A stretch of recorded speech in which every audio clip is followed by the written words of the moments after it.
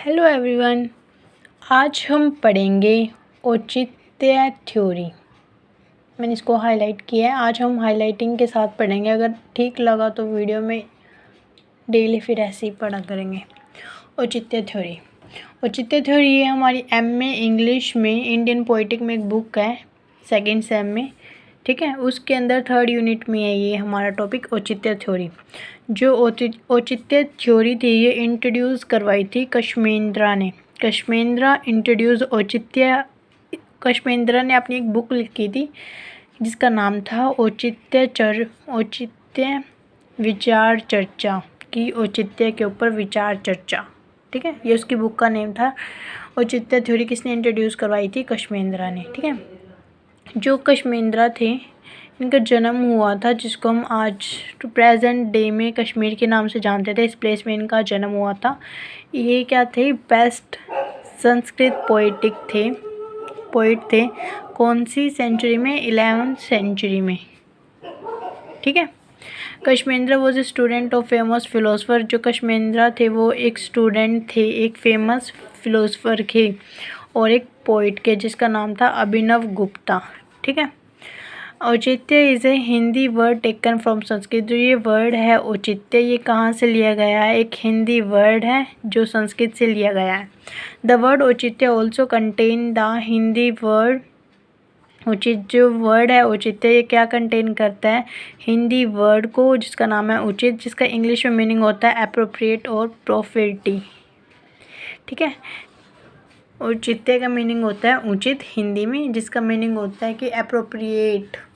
तो ये कह रहे हैं to use all elements of poem which make poem beautiful in an appropriate place is called औचित्य। कि यूज़ करना जितने भी पोइटिक एलिमेंट्स हैं उनका ब्यूटीफुली यूज़ करना एप्रोप्रिएट प्लेस पे, उसको क्या कहलाते हैं? औचित्य कहलाता है। जैसे कि रस का, अलंकार का, रीति का, इन सब का यूज़ करना किसी एप्रोप्रिएट प्लेस पे क्या कहलाता है? औचित्य कहलाता है। द पोएम शुड इंक्लूड ए रस। जो ये पोएम है ये क्या इंक्लूड करती है? रस को। When ever needed else it lose its beauty.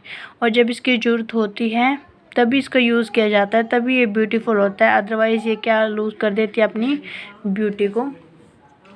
हमने औचित्य थ्योरी के बारे में पढ़ा। जो औचित्य थ्योरी थी वो कश्मेंद्रा ने दी थी, ठीक है। इसको उन्होंने अपनी बुक औचित्य विचार चर्चा में इंट्रोड्यूस करवाया था।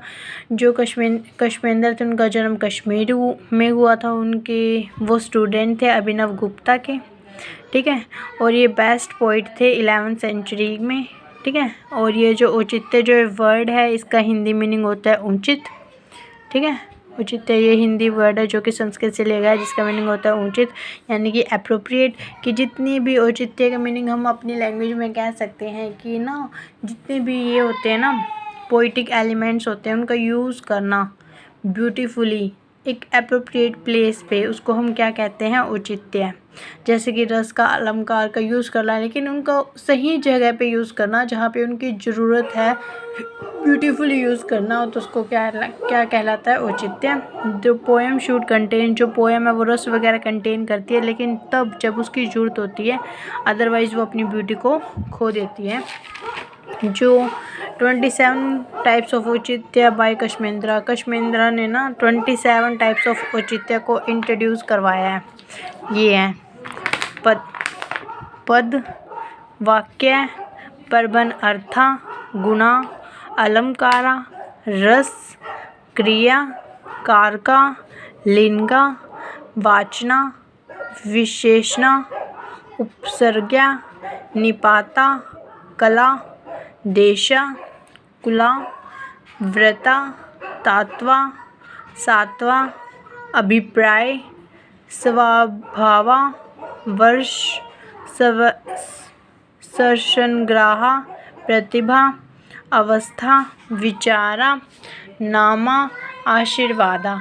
इन सब को मैंने ना एक बहुत ही ब्यूटीफुली छोटे से शॉर्ट टर्म से एक आइडिया लिया है, जिससे कि आप उसको यूज़ करके आप भी इनको यूज़ कर सकते हैं। आइए मैं आपको दिखाती हूँ। ये देखो मैंने इनको ना शॉर्ट टर्म में यूज़ किया है, जिससे कि हम इसको ईजिली लर्न कर सकें। पैंक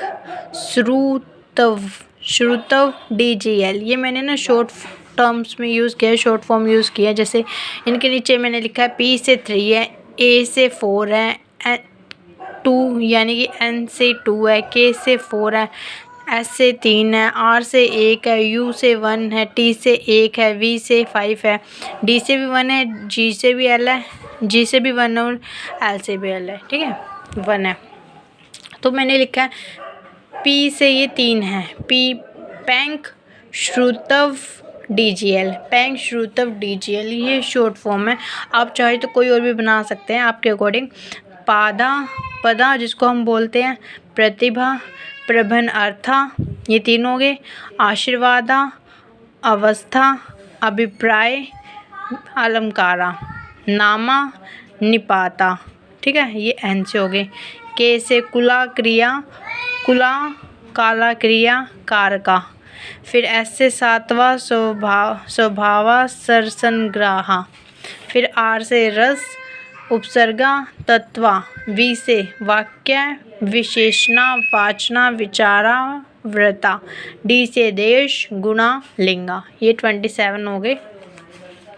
आइए अब हम इसके क्या पढ़ लेते हैं, इसके फीचर्स पढ़ लेते हैं औचित्य के। औचित्य is the only element that include गुणा दोषा अलंकारा ध्वनि रस एंड व्रता। ये कह रहे हैं जो औचित्य है वो सिर्फ ओनली एलिमेंट है जिसके अंदर इंक्लूड करते हैं हम गुणा दोषा अलंकारा ध्वनि रस और व्रता को। औचित्य इंक्लूड करता है भावा को, रूपा को। It is most important for poem as values as in our life. Auchitya is the tool of the writer which aids them to write their poem according to their will and according to the idea they want to deliver effectively and efficiently.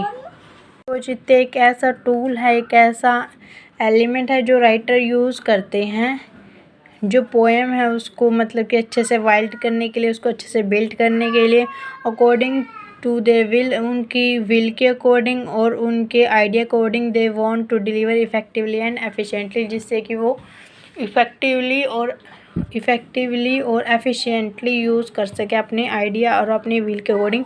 This is the only theory that is accepted by all the poet without any argument. ये एक only ऐसी theory है जो कि बिना किसी argument के through accept की गई थी। इट इज़ ऑल्सो, इसको हम क्या कहते हैं, थ्योरी ऑफ कोऑर्डिनेशन, क्योंकि ये पहली ऐसी थ्योरी थी जो बिना किसी आर्गूमेंट के एक्सेप्ट की गई थी। Because it regulate all the element of नाट्य शास्त्र, क्योंकि जितने भी नाट्य शास्त्र के एलिमेंट उनको रेगुलेट करती हैं।